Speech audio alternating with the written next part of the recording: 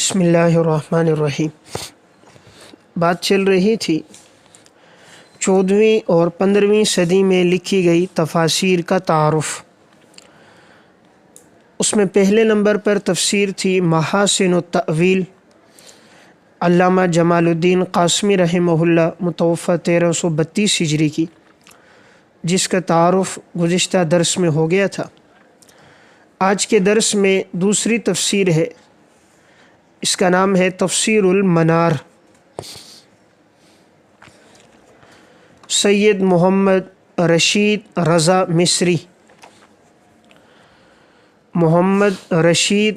مصری متوفی 1354 ہجری۔ یہ تفسیر 12 جلدوں میں طبع ہے۔ سید رشید رضا مصری کے استاد اور شیخ تھے شیخ محمد عبدہ، متوفی 1905 عیسوی۔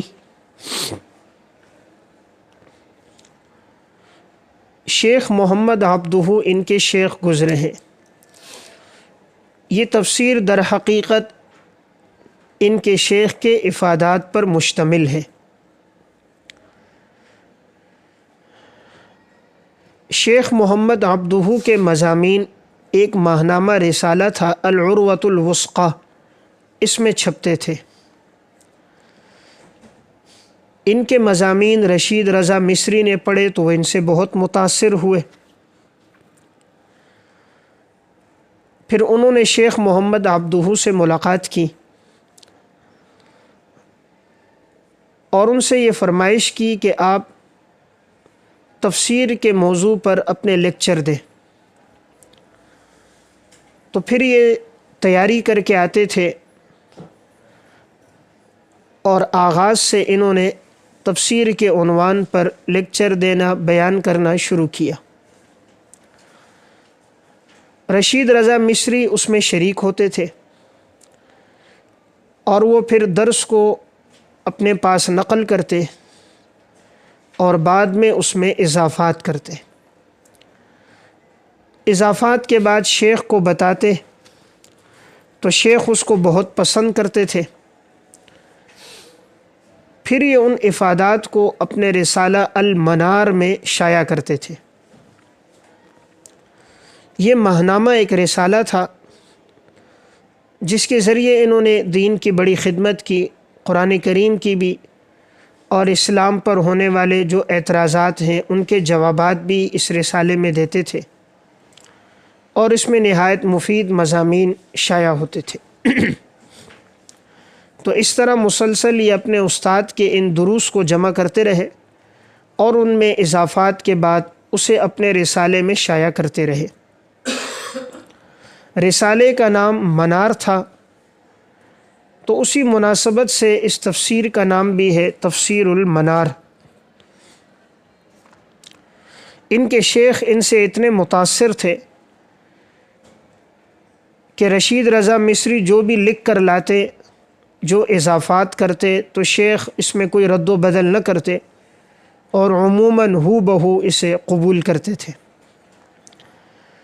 اور یہ شیخ اپنے اس شاگرد کے متعلق کہتے تھے کہ صاحب المنار ترجمان و افکاری، صاحب المنار ترجمان و افکاری، کہ جو صاحب منار ہیں یہ میرے افکار کے ترجمان ہیں۔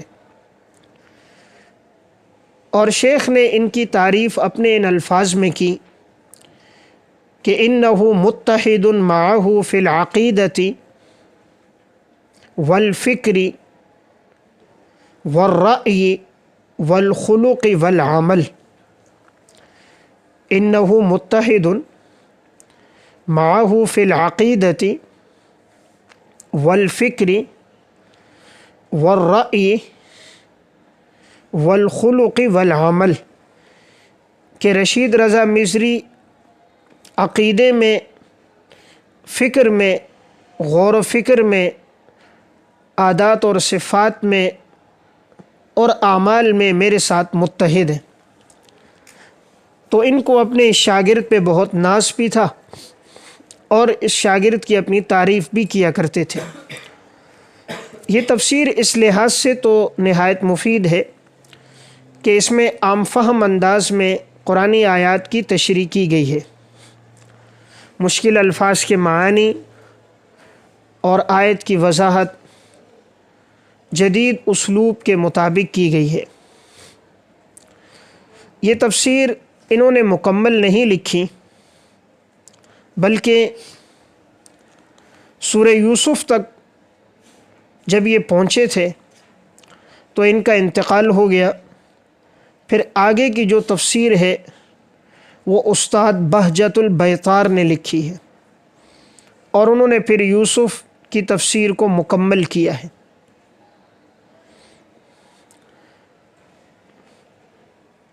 شیخ کا انداز، رشید رضا مصری کا اور بہجت البیطار کا، سب کا اسلوب یکجا ہے،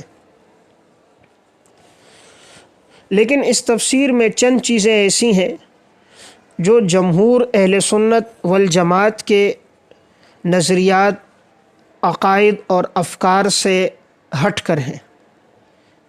اس لیے ضروری ہے کہ ان چیزوں کو بھی انسان جان لے کہ ایسی کون کون سی باتیں، مسائل اور ان کے نظریات تھے جو جمہور اہل سنت سے ہٹ کر ہیں۔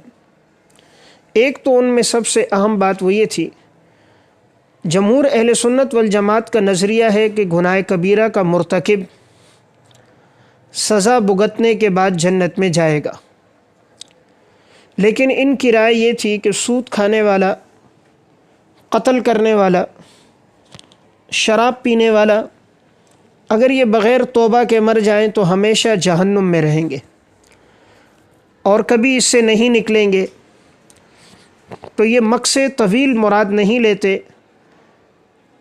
بلکہ یہ لکھتے ہیں جس طرح کفار ہمیشہ جہنم میں رہیں گے، اسی طرح ان گناہوں کا مرتکب بھی ہمیشہ رہے گا۔ حالانکہ یہ بات اہل سنت والجماعت کے افکار، نظریات سے ہٹ کر ہے۔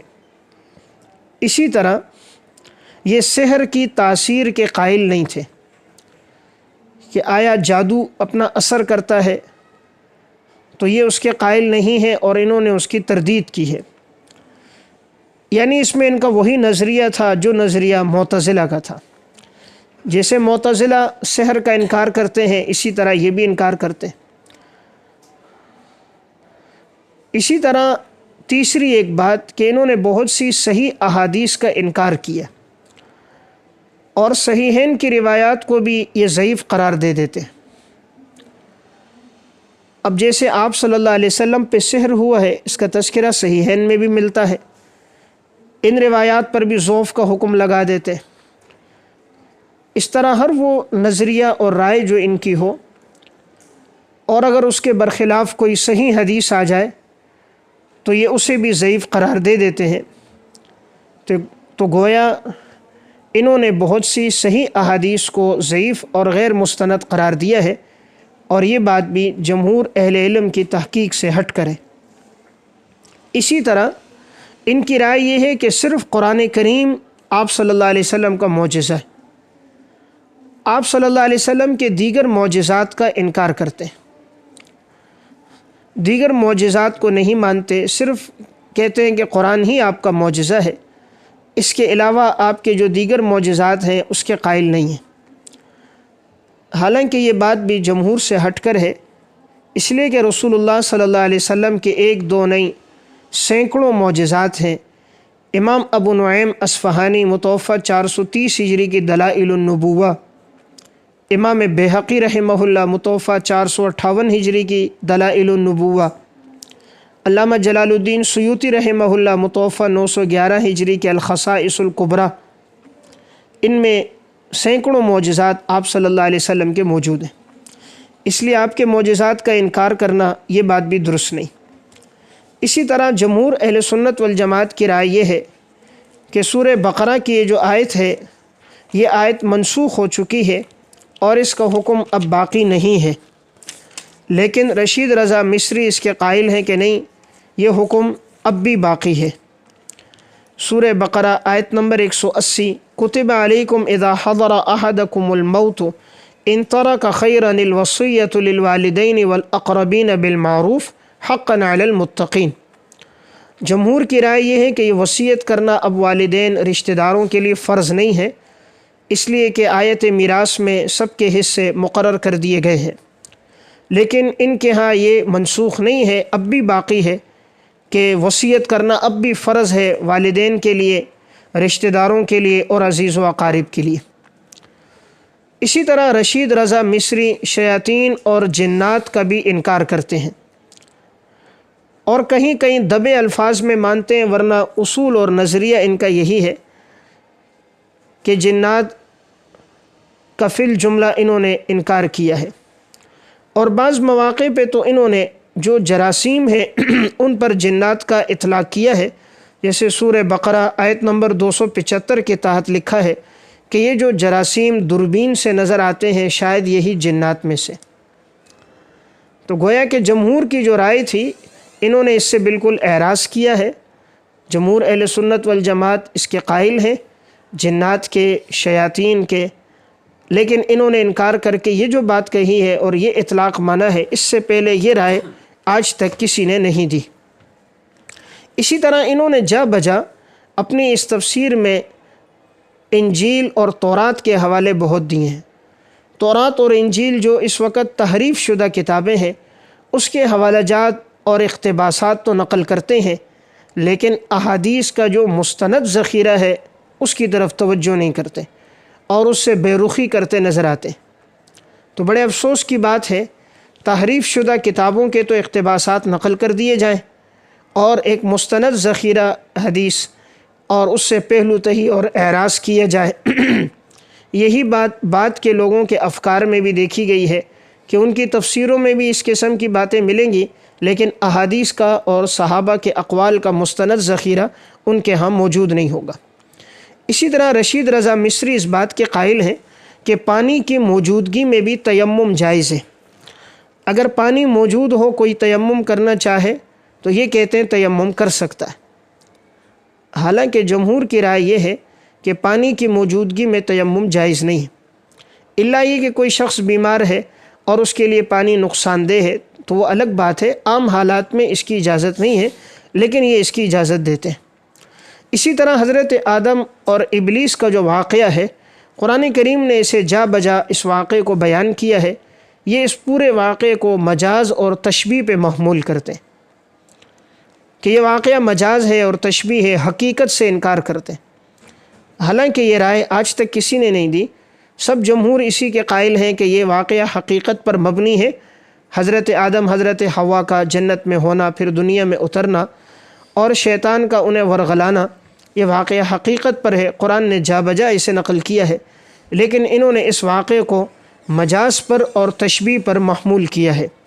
तो बहरहाल इनके ये चंद ऐसे नज़रियात हैं जिसमें ये अहले सुन्नत वल जमात से बिल्कुल हट कर है। इस वजह से इस तफसीर के मुताले के दौरान ये बात सामने रखनी चाहिए कि अहले सुन्नत वल जमात के नज़रियात को लिया जाए। तो ये तफसीर इस लिहाज से मुफीद तो थी कि इसमें आयत की आम फ़हम तशरीह है, लेकिन अहले सुन्नत के नज़रियात से हटने की वजह से जमहूर ने इस तफसीर से इस्तिफ़ादा नहीं किया।